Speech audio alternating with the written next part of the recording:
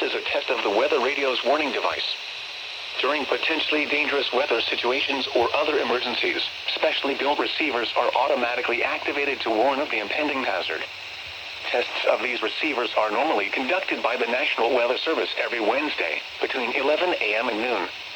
Reception of this program and the warning alarm will vary at any given location. The variability becomes more noticeable at greater distances from the transmitter.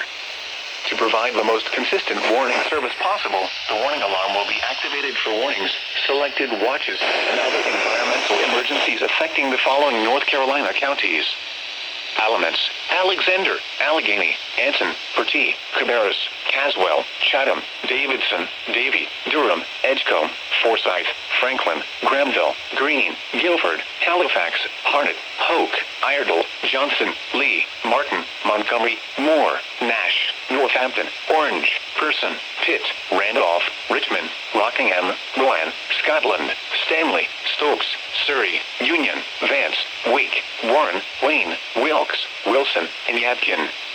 The warning alarm will also be activated for the following counties in South Carolina: Chesterfield and Marlborough, and the following counties in Virginia: Brunswick, Carroll, Floyd, Grayson, Henry, Mecklenburg, Patrick, and Pittsylvania.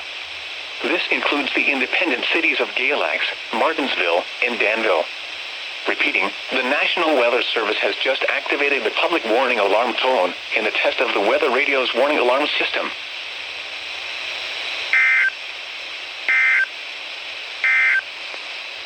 The Raleigh, North Carolina